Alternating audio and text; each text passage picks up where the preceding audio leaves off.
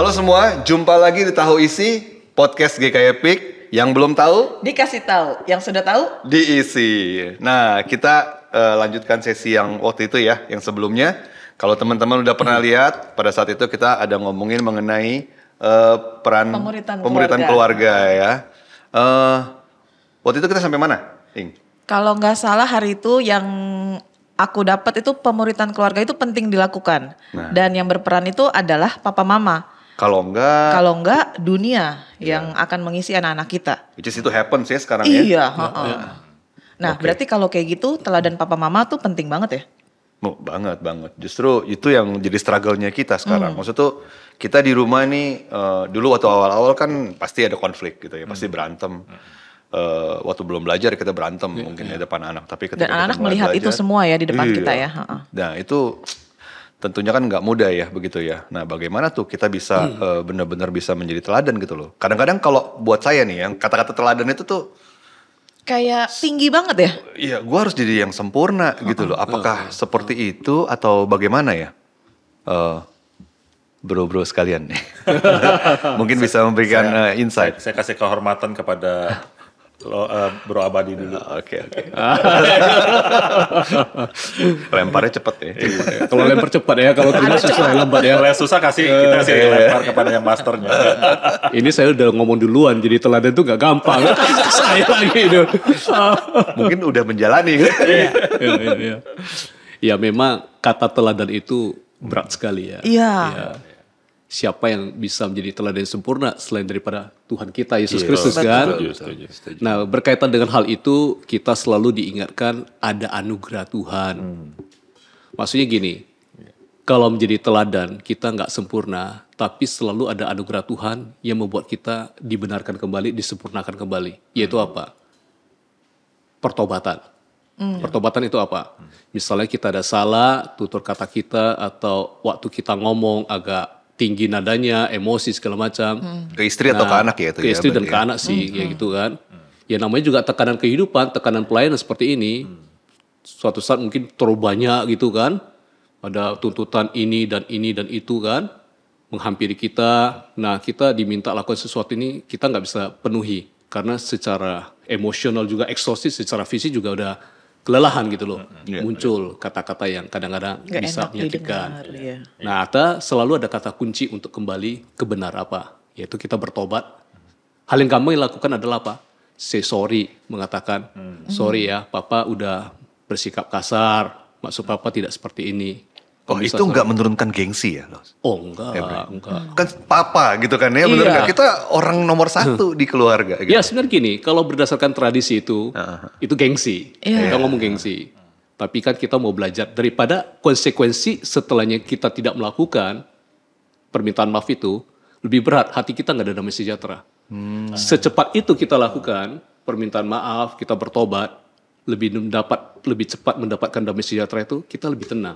Pikiran pun kita juga tertata, bisa sebenarnya akhirnya itu. Malah hati kita yang lebih enak gitu. Lebih enak. Aku jadi kepikir gini, misalnya nih ya, ini mungkin Ko Abadi ngomong dengan konteks anaknya Ko Abadi udah pra-remaja gitu ya. Nah, kalau bagaimana dengan untuk anak-anak kecil, say sorry itu masih penting atau enggak? Kan toh juga mereka nggak ngerti gitu kan. Mereka taunya ya udah, oh papa mama lagi marah, sehingga aku harus taat. Nah, apakah kata-kata say sorry itu untuk anak-anak yang udah mulai mengerti saja atau emang jadi satu habit yang dari kecil dilakukan seperti itu? Ya, saya rasa say sorry dari sejak awal, dari sejak mereka kecil, sekalipun mereka tidak mengerti. Setuju. Tetapi dengan berlalunya waktu mereka mengatakan, mereka akan mengerti itu bahwasanya sorry itu adalah bagian kita sebagai umat Tuhan, sebagai umat Allah. Itu menunjukkan apa? Kita tidak ada kesempurnaan. Ya kita pasti bisa berbuat salah. Kesempurnaan hanya milik Tuhan ya? Kesempurnaan milik Tuhan, seperti itu. Sesuatu yang memang kita sadari gitu ya. Betul. Maksudnya bukan cuma lip service gitu, saya sorry. Tapi bagaimana kita tahu bahwa itu memang bagian kita yang salah ya. Sejak kecil mereka memang mekanik ya, ngomong sih sorry. Tapi lama-lama itu dengan berkembang intelektual mereka, emosional mereka akan menangkap.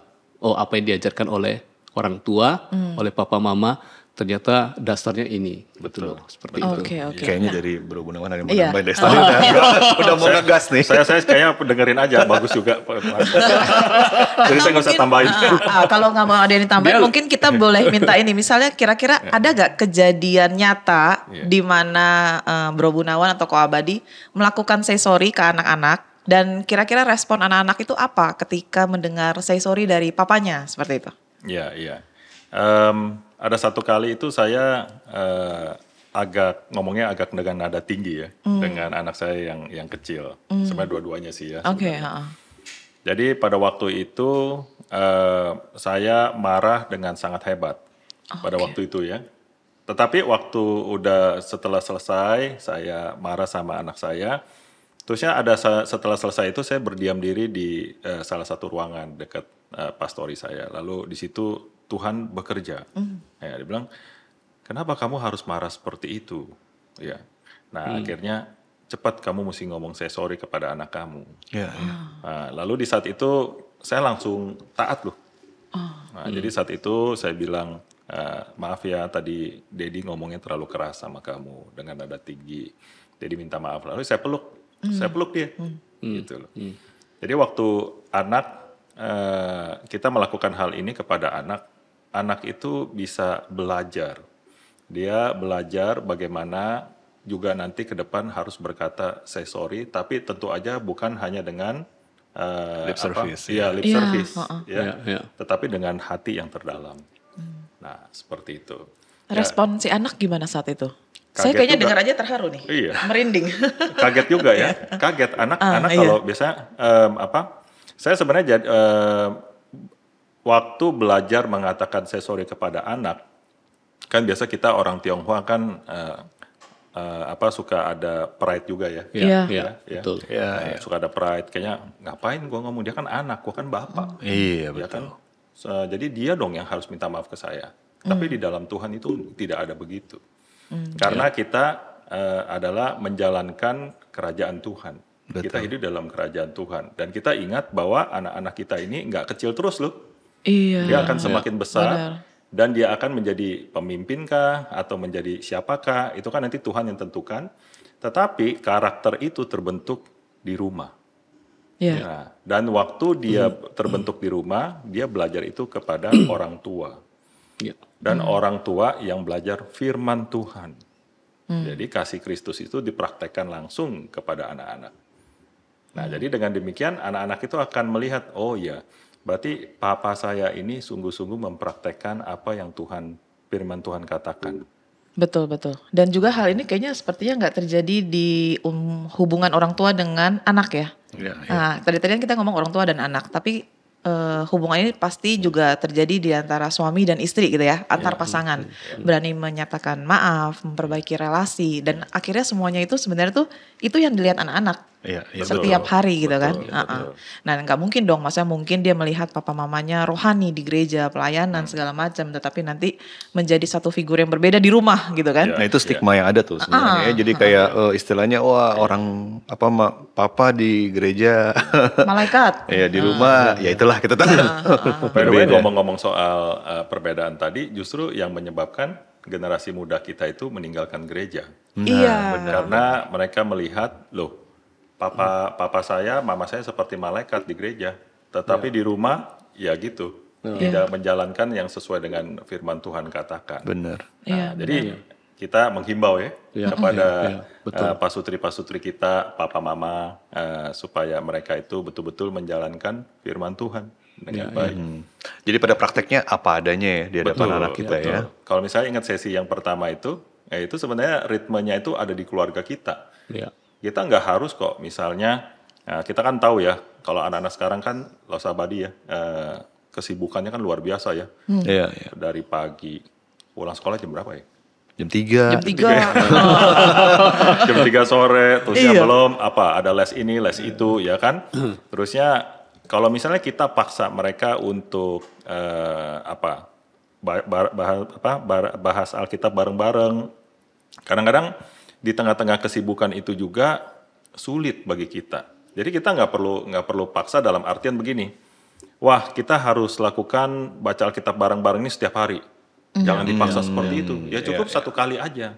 Nah, tetapi garis bawahi tetapi ritme mendidik anak itu setiap hari yang anak-anak tanpa sadar. Iya. Ya, Oke. Berartinya itu intinya kita boleh lakukan hal itu atau kita sebut mungkin family altar ya. Betul. Benar nggak? Jadi kita berkumpul, berdoa bersama, ngobrol, cerita gitu ya, apapun. Ya, tergantung ritme keluarga masing-masing. Betul. Benar nggak? Kita lihat kesibukannya, kita lihat waktunya mereka, kapan mereka sempat, tapi dilakukan secara berkala. Betul. Dan setiap hari tentunya dengan papa mamanya punya hati yang bertobat juga. Itu menunjukkan teladan buat anak-anak kesehariannya ya. Apa yang dibahas di dalam family altar dilakukan bersama-sama. Saya tadi setuju banget sama Ko Abadi ya, yang tentang teladan itu harus mulai dari pertobatan dari orang tua. Saya setuju banget itu. Iya. Jadi memang kita ini adalah manusia yang tidak sempurna, masih berdosa. Amin. Ya. Tetapi sekali lagi memang anugerah Tuhan itu cukup buat kita semua. Jadi Tuhan itu memberikan kita justifikasi, membenarkan kita sebagai anak-anaknya, sehingga kita itu memiliki power yang dari Tuhan, dari Roh Kudus yang ada di dalam hidup kita untuk hidup di dalam kemenangan.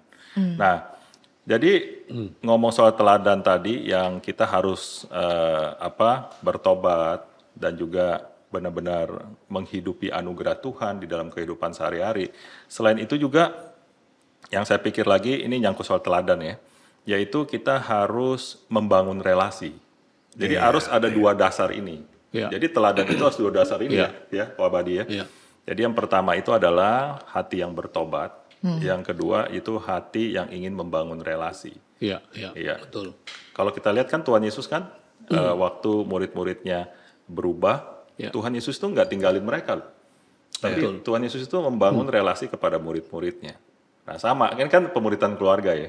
Iya. Nah jadi orang tua yang sudah bertobat, dia harus mempunyai hati itu sungguh-sungguh intens untuk membangun relasi terhadap anak-anaknya. Nah, seperti itu. Saya menarik nih, kata-kata ini selalu diulang sama Bro Gunawan sama Bro Abadi. Intensional. Intensional yang mungkin nggak gitu familiar nih di ini ya, di kalangan teman-teman ini ya, di kalangan orang tua ya. Apa sih intensional gitu kan ya? Kalau kita cari ya tahu disengaja gitu. Nah itu maksudnya bagaimana tuh biar bisa sengaja? Bukan tensi ya? Nah bukan. Itu cuma ada di itu. Di medical check up. Kita bilang intensional, ternyata bilang pada naik tensi nih semua. Tadi berkaitan dengan apa yang dikatakan oleh Ko Gunawan.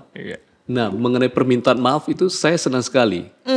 Rasa rasa bertobat, minta maaf. Kemudian satu hal ditujukan dengan apa? Memeluk. Betul. Itu berarti apa? Satu sisi kita otentik menyatakan diri kita mengampuni, tetapi kita juga merangkul. Betul. Nah itu dia merasa apa? Betul-betul kasih sayang.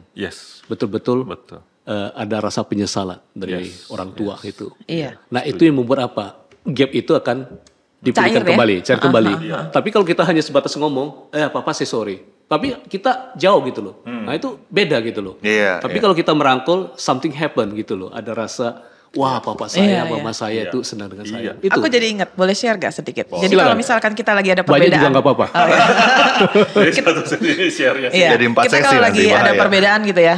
Kadang kalau misalkan dari sisi cewek, ataupun saya lah dalam hal ini saya gitu kan. Saya tuh lebih banyak diem gitu loh. Nah sedangkan kalau dia bahas, dia bilang sebenarnya tuh bagaimana gitu. Terus aku memaparkan kata-kata yang defense. Abis kamu begini dan bla bla bla bla. Akhirnya dia bilang, sebenarnya yang saya butuhkan itu tuh cuma kata maaf doang. Nah, saya sendiri juga nggak mungkin. Ya udah sorry. Nah, pernah saya cuma ngomong sorry, terus dia bilang nadanya gitu kan. Nah, berarti kan nggak tulus gitu kan. Sampai saya punya waktu bilang, oke, saya sorry ya karena tadi begini. Dan akhirnya dia akhiri dengan pelukan. Dan semuanya tuh cair, exactly itu semua cair gitu kan. Langsung ngopi bareng. Oh iya. Dan maksudnya tuh hal-hal seperti itu yang mungkin ada gengsi, ada kesulitan karena posisi kita sebagai orang tua atau sebagai pasangan, itu yang membuat kita sulit. Tapi kalau misalkan kita mau memaksakan diri untuk melakukannya, karena kita tahu bahwa itu sebenarnya teladan yang bisa dilihat oleh anak-anak kita, dan juga lebih bikin hati kita lega ya. Tadi kalau Badi ada ngomong kayak gitu ya. Betul. Setelah dilakukan tuh semuanya cair, exactly. Dan saat itu tuh kayaknya, oh ya udah, yang dari benci menjadi cinta gitu ya. Sebenarnya ada dua bahasa komunikasi itu yang sulit sekali kita sebagai pasangan atau sebagai orang tua katakan. Yang pertama itu I'm sorry. Ya. Yang kedua I love you. Nah itu susah sekali kadang-kadang ya. Padahal dua kata itu selalu ada di mana-mana gitu ya. Nah jadi mungkin sebagai saran praktisnya kita coba dua kata itu ya. Dua kalimat. Dua ungkapan ya. Iya, dua ungkapan. Jadi I love you, tapi dengan hati yang sungguh-sungguh ya. Jangan sekedar I love you, tapi mukanya I love you ngelap. I love you. I love you dengan I'm sorry. Tapi tentu dengan hati yang tulus. Betul. Iya. Wah ini anak-anak bisa juga lah ya melihat kita ini tulus apa enggak kita ngomong. Nah itu gitu. Betul. Iya. Betul. Maksudnya Jeffrey juga sering ngomong ya bahwa sebenarnya tuh orang tua itu semua yang dilakukan itu sebagai CCTV ya. Gimana kamu ya? Iya, betul. Ya aku suka bilang maksud tuh anak-anak kalau di rumah ya ngomongin teladan gitu loh. Seringkali kita nggak sadar kalau anak-anak itu adalah CCTV kita gitu. Kita pasang CCTV di rumah kita biar bisa lihat selama 24 jam ada apa, bagaimana situasinya. Tapi tanpa sadar anak-anak kita itu udah jadi CCTV buat kita gitu loh. Dia melihat, dia mencerna apa yang kita lakukan, apa yang kita kerjakan, apa yang kita bicarakan kepada dia, kepada anak-anak atau kepada pasangan kita gitu loh. Itu yang selalu saya ingatkan sama Inge. Jadi kadang-kadang kalau kita pada prakteknya kita kalau dia tiba-tiba lagi marah sama anaknya dan nadanya terlalu meroket, saya colek. Jadi kita mulai kasih kita tahu bahwa ketika mau jadi teladan kita juga mesti bisa membatasi diri dan tahu oh Tuhan ini nggak benar nih gitu loh, karena anak-anak kita bisa melihat dan mencontoh apa yang kita lakukan. Betul. Gitu. Dan memang sekarang generasi muda ya ini gampang sekali mereka itu menilai seseorang itu munafik atau enggak. Nah jadi anak-anak muda ini mereka punya satu intelektual yang sangat tinggi, jadi mereka bisa tahu dan paham bahwa orang tua ini dekat sama saya itu dekat yang palsu, dekat yang dibuat-buat, apa dekat yang asli. Karena perasaan itu murni ya, hanya bisa dirasakan. Jadi kalau di masa prateens atau masa yang remaja ini kita bisa isi dengan kesungguhan, itu akan sangat baik sekali untuk masa depan mereka. Jadi kita harus tanam dan mulai itu dari sekarang sebenarnya. Iya, berarti kalau dari tadi kita ngomong kayaknya teladan orang tua itu, ya PR orang tua banyak banget ya saat ini ya. Gampang kok, gampang nggak? Susah. Wah ini nggak berasa nih, udah hampir setengah jam lagi kita ngobrol seperti ini. Kita lanjut dong, sampai sejam. Kita ngomongin teladan udah, kita ngomongin bagaimana ya harus bertobat terlebih dahulu dan terus kita perlu lakukan secara intensional. Nah ngomongin intensional kita akan bahas di sesi berikutnya nih, lebih dalam lagi, oke? Untuk yang saat ini kita harus wrap dulu nih. Cepat ya, udah selesai ya. Nggak berasa loh. Kamu yang wrap. Kamu lah.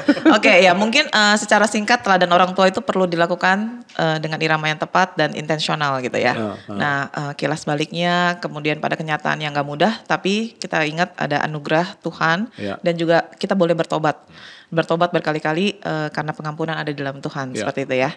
Oke, mungkin saat ini kita boleh harus udahin dulu. Dan ingat teman-teman, kalau misalkan ada pertanyaan dan juga ada ide-ide topik yang menarik yang mau dibahas di dalam Tahu Isi, bisa mengirimkan email ke podcast.gkyepik@gmail.com. Dan jangan lupa tetap follow Instagram kami tahuisi.podcast dan juga bisa dengarkan sesi kita di channel YouTube GKYPik. Saya Inge. Saya Jeffrey. Tahu Isi out.